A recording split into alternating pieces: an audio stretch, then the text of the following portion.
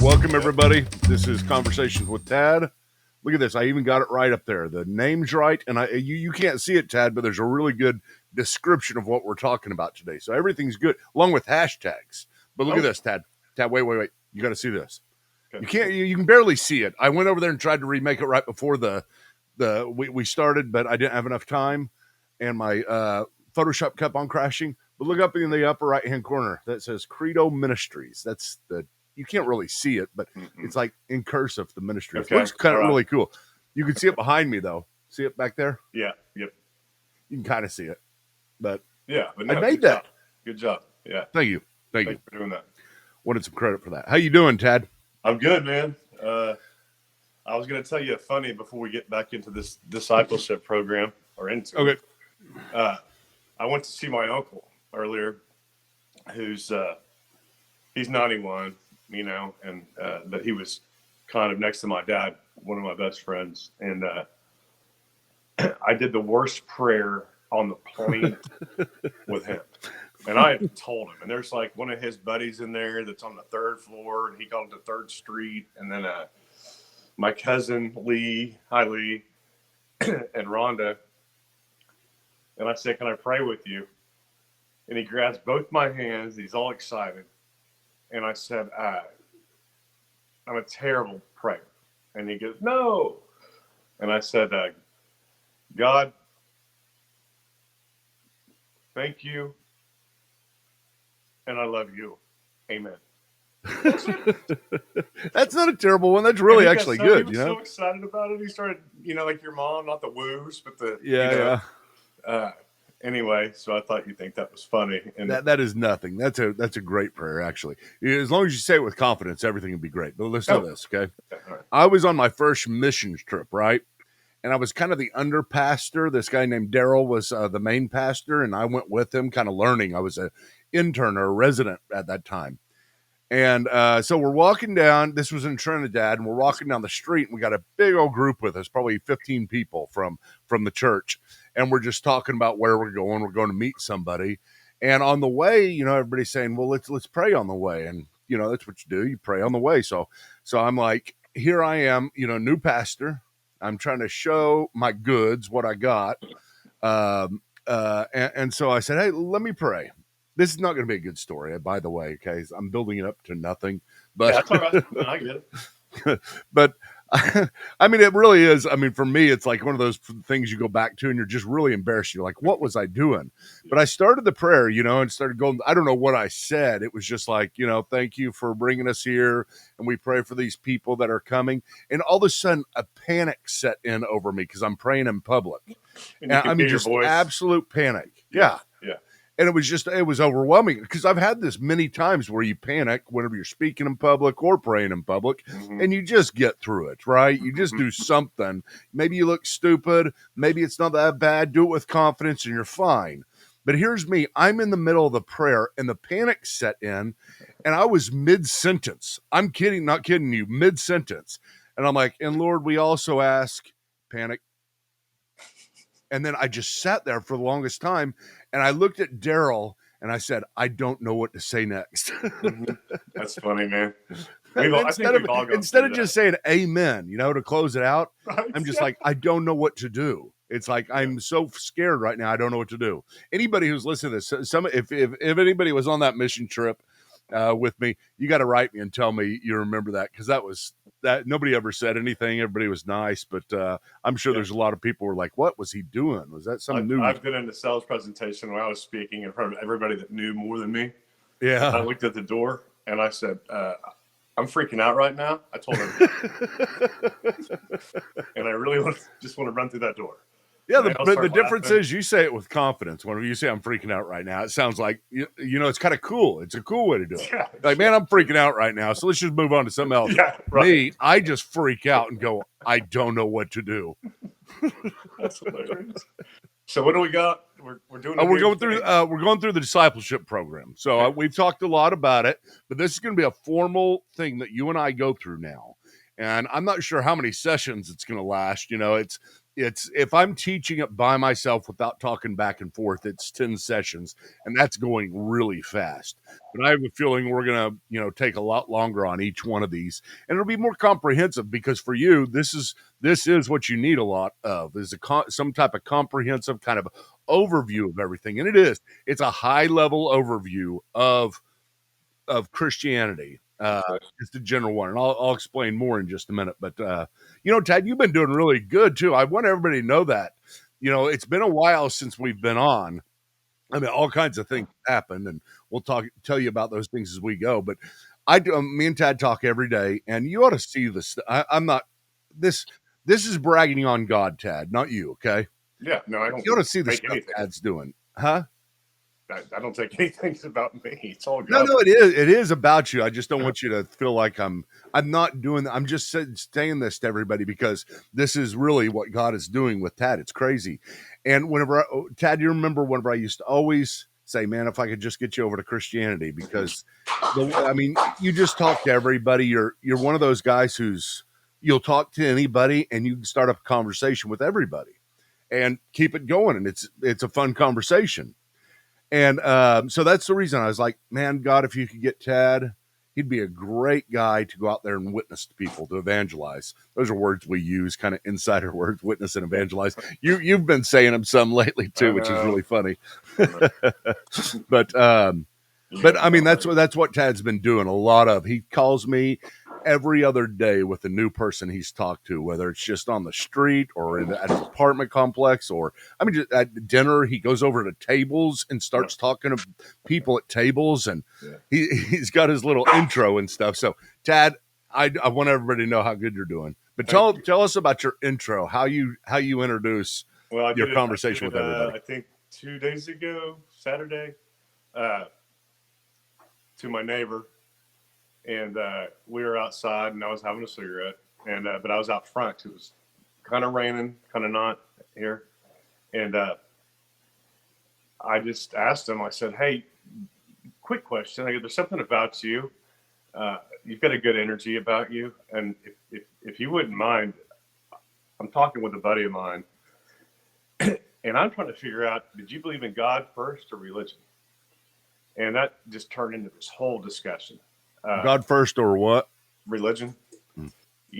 Like I'm Catholic or was.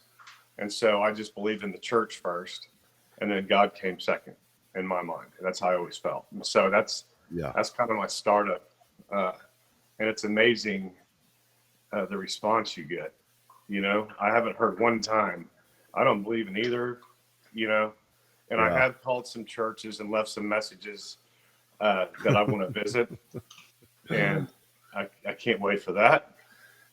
He's calling Satan. He called me the other day, and he's like, "Dude, check out this website." I tried to call them and tried to get a meeting, and it's Satanist website in Oklahoma because he just wants to go talk to him. I do. I mean, and then I called. He's like, "They're having after school specials, dude." They are. Did you see that? Yeah. And then they have and I called that Christian Science place or whatever you called it, and I got the pastor's cell phone, and he didn't pick up, and I just said, "I got some questions, man. I'm in the middle of learning about Jesus and God, and I would love to hear your Christian Scientist would not call you back if you said, "I'm in the middle of learning about Jesus." Well, the Jehovah's Witness didn't call me back. Remember? Wow. Yeah. You must be really intimidating. Well, I just said, "Look, you're not going to convince me of anything. I just want to hear your way." Yeah. And he goes, "I'll call you next week." No. We'll get with the Mormons. They will for sure. Okay. Yeah. Mormons. Writing that down. They're we'll have to talk about that if you ever get in one of the Mormons coming and really start a conversation with them, because it's very interesting how the take on how Mormonism is. We've talked a little bit about this before. Yeah. On one of our podcasts. The thing is, they know so much more about what they're talking about than I know what I'm talking about. Yeah. Well, they've got a script. They know their script real well. Yeah. You get them off script, and it's difficult. I mean, you saying whether religion came first or God would probably get most Christians, including Mormons, off script, because it's a good question, and it's like, makes people think. Yeah. Okay, get back to school. Okay, well let's bring up this is the PowerPoint thing that we're going to be using, and hopefully I'll remember to switch in between, like this, and get us back, and like this, and switch around. And if I don't, and you notice it, let me know, because I get going and then I don't notice. Okay. But this is the discipleship program. Like I said, we're going to be going through. Let's see here. Let me get over to it. We're going to be going through 10 different subjects altogether. And you actually did read my book whenever it came out in 2014, that is Now That I'm a Christian. And it follows the same general pattern as Now That I'm a Christian. So I think it'll be good for us to go through this again. Okay. For us to go through it in a conversation like this. Yeah. No, so this is going to be fun. Yeah. Notice here, Tad, on the left-hand side, there are the 5 main doctrines, we would call it: doctrine of the Bible, doctrine of mankind, doctrine of the Trinity, doctrine of Jesus, and doctrine of faith. And then on the right side is kind of the things that we do as Christians. So what do we believe, and what do we do as Christians? Got it? Got it. No, this isn't all of them, obviously, but I tried to think of the primary ones that if I only had 10 things to teach people, what would I teach them? And then this is it. No, this is good. This is perfect. Good. Okay, so we're gonna start here. Maybe we won't even move from here. I don't know if you've ever seen this graphic. I need to remake this. This is bad. No, it's really not. Bad. Yeah, it's really bad. I mean, this was back in the early 2000s, where you just cut and paste. Yeah, those discs that you got, those CDs that had all the image art. Yeah, and I just went around and chose image art. I thought those were golden back then. But this goes all the way back from there. Huh? You've done a lot of work. I need to do AI. I don't know if I say this enough to you, but thank you for sticking with me and going on this journey. I mean, because this is going to be a really big deal, and I got a lot to tell you later. Yeah. But thank you, Michael. Well, my pleasure, for sure. My pleasure. I mean, it's awesome. And everybody, thank you. As we do this is just you sitting as a fly on the wall. I don't know. I don't have the comments to where I can see them, but if you make comments, we'll see them afterwards. Wherever that you're at, we'll probably see them. I don't know whether we will. We're figuring this whole thing out. But Tad, check this guy out, okay? Okay. This represents... The guy in the middle represents kind of this guy. Look, he's thinking, he's sitting on the back of a chair and he's hanging out and he's thinking, right? Mm-hmm. And he's trying to figure out the God question. Like, what is there a God? Does he love me? If he does, how do I approach him? How to pray, everything, right? Mm-hmm. And just think of this, what we're starting off with, Tad, is we're being stripped bare with nothing, no assumptions or anything. We're coming to this without this idea, because let me go through these real quick, and then I'll show you some illustrations. But notice here, this guy is referring to culture down on the bottom left. Those are just people, right? Mm-hmm. So he's saying, what does culture say about God? What does America? We live in America. What does Oklahoma say about God? That will influence you. But is it something that I should reference? And then here's mom and the kid, and remember what parents taught me. So he's thinking about how he grew up, which creates a lot of assumptions. It's creates who we are to such a large degree that we have to not divest ourselves of. But whenever we're learning like this, because the subject is so serious, we can't just automatically assume, since mom and dad taught me and I love it and I've taught up my whole life, that it's got to be true. We'll have an emotional kinship with the first two, culture and family. It's going to be hard to break yourself away from emotions that you've had your entire life, whether good or bad. Those are the questions I'm asking people. I didn't know that this was part of I didn't know, but this is crazy anyway, sorry. Well, just think of it, Dad. I mean, think of all the emotions that get tied up within, if you grew up like you grew up in the Catholic Church, and it really does influence you and your discussions now. And I'm not saying that's wrong. I'm just saying when we start studying at a base level, you've got to do your best to not start with all the assumptions that we normally would start with, right? Mm-hmm. And it's kind of like saying this: at every point on this, you could be wrong, right? Mm-hmm. And you could say that out loud. Yeah, I could be wrong, but it's really believing that. It's really believing that you could be wrong that opens yourself up to learning. Because if you go in with something to where you're like, you already know you're right, then whatever you listen to. You, by the way. Oh, well, I was always right. So, yeah, well, it used to be all of us. I mean, really. I mean, that's whenever I used to fight people, literally fight people because they believed in evolution back in the day. Remember? Yes. Starting the fights at dugout. Yep. You talk about everything in here, man. There's no secrets. Oh, I know, man. I was so much fun, dude. I was very passionate, yet at the same time drunk all the time. I know. None of y'all could figure me out. I couldn't figure myself out. Yeah. But anyway, so you're going in and you're fighting for something because you know it's kind of like these two, culture and family, create the situation where you're like, how do you know you're right? Because that's what we're asking here. How do you know? This is the how do you know question. Okay. That comes before all others. How do you know? And you say, how do you know that you're right? And if you say, I just know that I know, that's a red flag, right? Okay. I mean, it is. Think about it. It's like, okay, all you're doing is having some type of tautology, a repetition of what you're saying, and somehow that justifies it. Mm-hmm.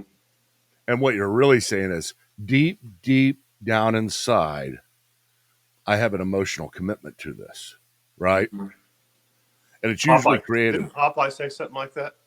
I am what I am.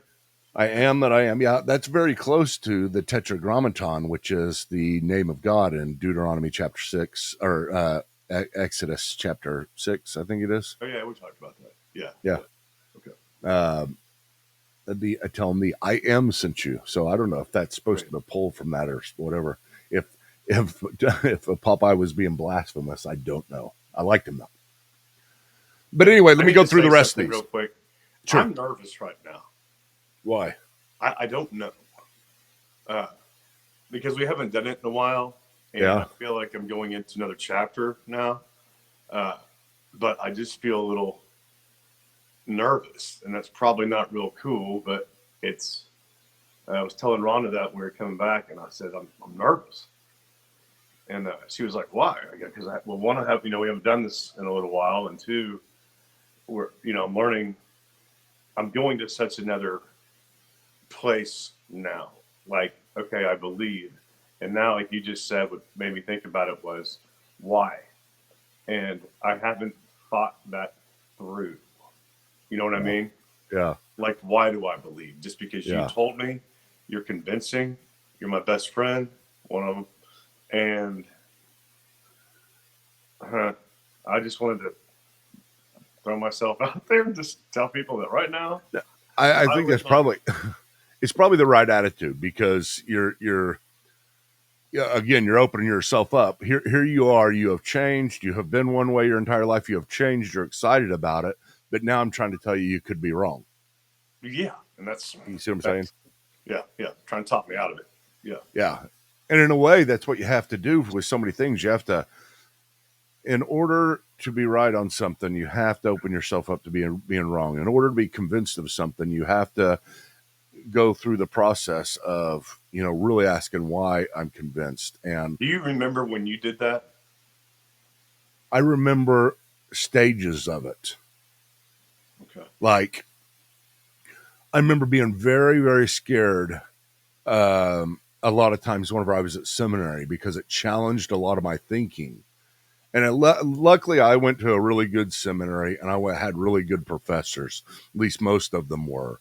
And they followed this process. They followed challenging me on everything and basically arguing against what they believed and what I already believed, in order to make me question it so that I could open myself up to believing it in a different way, at a different level. Not because I just always believed it, or not just because it was the first thing that I learned, but because it's the most convincing of all of the options. And so when we're looking at this, it is a scary thing. Go back to it. This is fun for me. I just wanted to tell you I'm nervous a little bit. No, I understand too. And another thing is, it is true. Like I can tell you all these different places that I was at in my life whenever I did, like different subjects. See, we're doing it broadly right now. What the subject that we're talking about is called, if you're going through theology, and we'll do this sometime, we'll go through and do all the fancy names and all this, but the fancy name for this is prolegomena and epistemology. Now, prologue, a prologue to a book, right? Yeah. It's what you read before. You're supposed to read it. Nobody does, but it's a thing everybody skips. But in theory, it's the thing you have to read in order to understand the book that's coming. Okay. And so what we're doing is we're doing the prologue to everything else. Okay. All right. And unfortunately, most people miss what we're doing right here. They just go ahead and assume it and say, here's what I already know and believe. Where's some place that teaches the exact same thing and, convinces me even deeper of it? You see what I'm saying? Mm-hmm. Yeah. Instead of challenging me. Yeah. This is going to be fun. Okay. So you got the guy, he's looking at culture. He's looking at his parents. He's also looking to creation. And he's saying, what does creation tell me about God and God's love, right? Mm-hmm. Lots of things you can learn from that. You don't need anything else. Creation can, even in the Bible, Romans chapter 1 says that since the creation of the world, God's invisible attributes have been clearly seen, being understood through what has been made, so that people are without excuse. So that's the creation is another place. Another place is your experience, like prayer, right? See, you got your emotions all tied up over here. Prayer is supposed to represent like what has happened to you in the past. Like, what do you remember God doing for you in your life? That type of thing. Yeah. Like you might be able to reach back. You say, I know God exists. And you say, well, how do you know? They say, because one time I prayed for this and this happened. You know what I mean? Does that ever happen? For people? Yeah.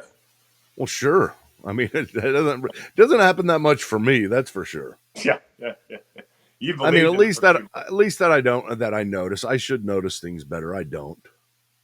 Yeah. It's like you were telling me the other day, look at all this stuff every time God comes through for you. That is a big deal for me. Mm-hmm. He does. He comes through last minute. So I'll tell you, he is a God that's not quick about showing me the long path, but the short term, and trusting him day by day instead of, all right, let's get the next year's trust out of the way. Give me an experience and let me know, because I don't want to have to trust daily. I want to trust yearly. Yeah. Or maybe even a lifetime. But yeah, I mean, people have experiences with God all the time. I mean, it's something I think sometimes is more personality based. And I'm not saying that and saying, well, it's not really true then. I'm saying I really do think God works with different personalities in different ways. And so there's going to be certain people that have more stories. I don't have that many great stories, I got the one Angie story. That was a big deal. It really was. Yeah. It didn't turn out great, but you know what I'm saying? It was still something that I look at and I say, golly, God did show up that day. There's no way that could have happened otherwise. No way. Oh, by the way, I'm talking about a time whenever my sister was depressed and very sad, and I went out randomly looking for her in Dallas. First place I pulled in for some reason, there she was. And if I told you the whole story, there was no way I could have known. And there's no reason why I would have thought she was gone to that particular one. But anyway, so, and I found her and she was about to commit suicide. So I stopped her. So that was kind of the miracle and the excitement there. Yeah. Okay. So you got experience. That really covers not just prayer life, but all experience. What has happened to you? What has God done for you? What miracles have you seen? What miracles have happened to you? That's all going to contribute to your understanding of God, right? Mm-hmm. And we're just kind of, again, laying it out on the table. We're not saying right or wrong right now. We're just saying, here's all the options. Let's try to put these things in order and figure out what's most important, what's less important, maybe what's not important at all, right? Yeah, that's I was thinking about this, and I think I was talking about it the other day. That's really interesting you brought that up. That, I was adopted at You were birth. what? I was adopted. Yeah. At birth to probably the greatest family. That's a blessing. And my life was amazing until, I had a bad 4 or 5 years or something, 6. But lucky with my business, but I think that was just him blessing me and taking me out of my comfort zone because I don't have a college degree. And the industry I was in, I was the only one that didn't. And I won big for a long time. And but I think he just pushes us. I'm just thinking this through as I go. I'm just processing. But that's crazy. Yeah, if you start really looking back at it, because your family's amazing, dude, and you got a great wife. Kids are, there's always going to be something going on. But you got great friends. You got a great following. Those are a lot of blessings, man. Yeah, they are. They are. And your experience in general. Look at your experience so far in life, where you're at now. Look at your experience of me and you being friends this long, staying talking throughout all those years that I was doing one thing, you were doing another, but we still kept up. It is. You can look back upon this and you could say, man, that was God. And that will contribute to how you understand things. And again, we're just laying it on the table, not necessarily saying this was God, but we're just saying maybe it was, Yeah. Maybe not. It's got to be something. Yeah. And okay. you can go to of course, the next one here. Let me put it back up here. Yeah. The next one is the Bible, right?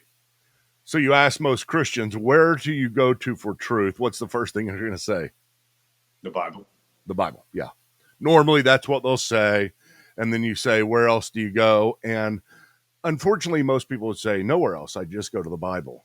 And that's not true, ever.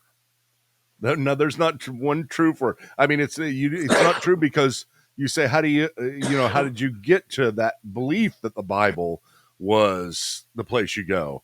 And they may say, my church, which, by the way, is the last guy. That's a preacher. I know it looks like an Anglican preacher, or I don't know what. Yeah. Lutheran preacher, I think.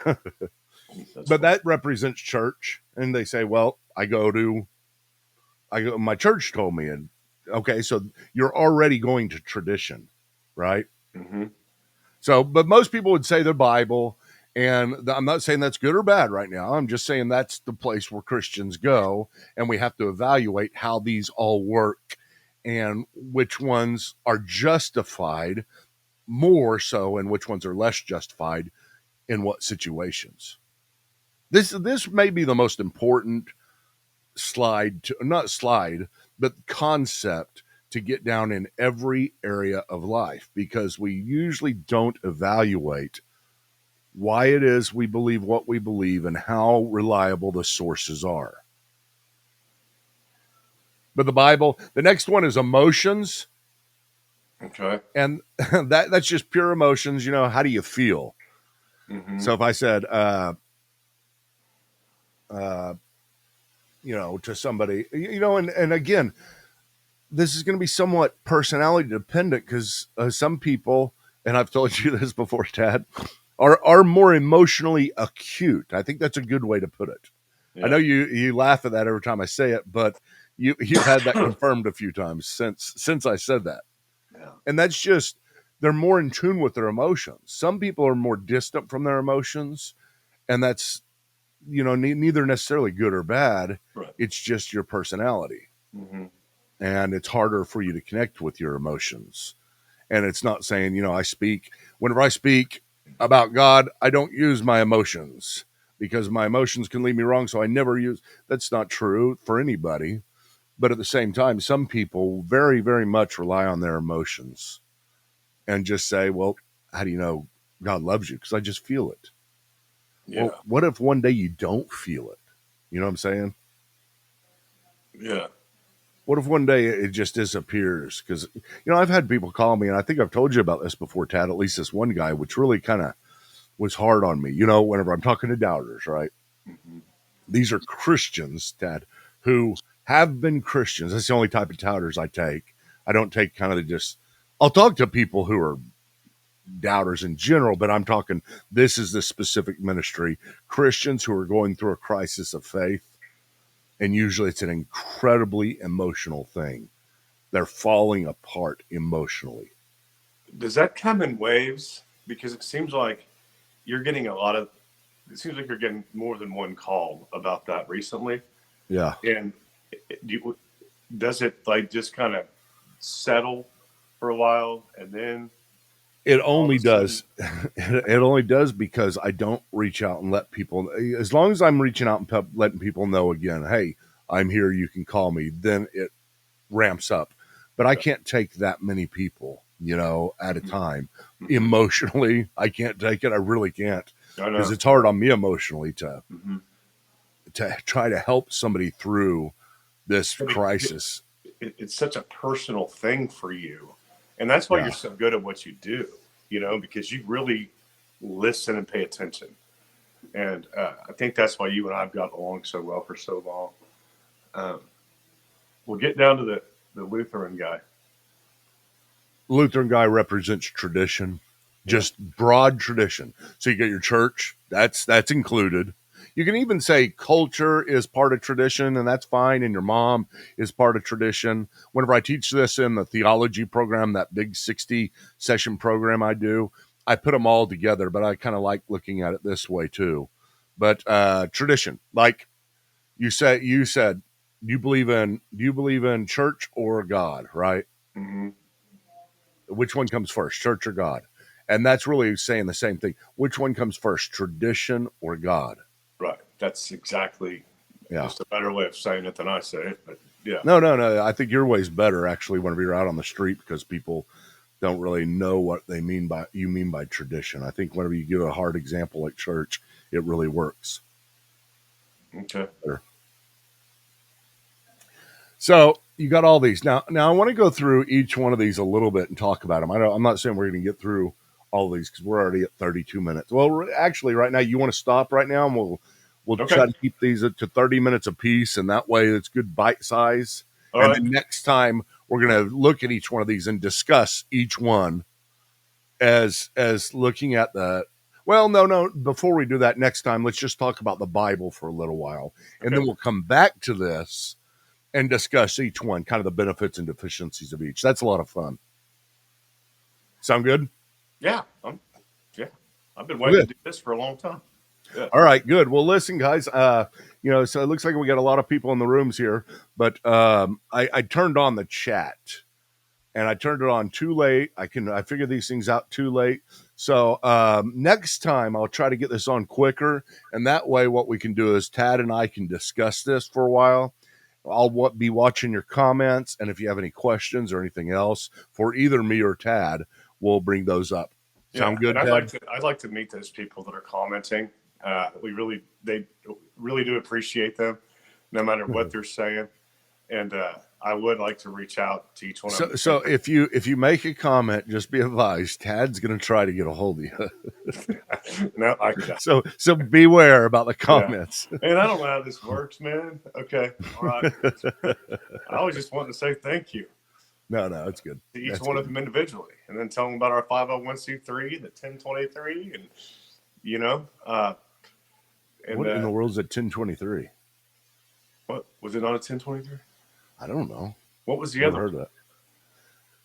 There's another one. We got the 501c3, but yeah, I don't we know got another one. We got another one too. Okay. Well, good. Yeah. All right. Well, we'll pick this up. When are we going to pick it up again, Tad? Whenever you want, man. Are we going to do it Tuesdays and Thursdays? Is that right? Yeah, I think that's fun. All right. Well, you want to set a time to where we're going to do it 2:00 Tuesdays and Thursdays? Okay, we could do Tuesday, Wednesday, and Thursday if you want to. I want our buddy Kelly on. He wants to be on again, and we'll do other ones with this. I noticed here I got this named. I got it Conversations with Tad, and I got it named -100. And so what I'm going to call this discipleship one, I'm going to go put a dash, and then the next one's going to be 102, 103, 104. Then we could do random conversations with that as well, but this will just go into a category that is on the discipleship program. Okay. Sounds good to me, man. Whatever you want to do. All right. Well, we'll talk again probably right after we get done here. We'll call. Okay. I love you, Mike. Love you. Bye.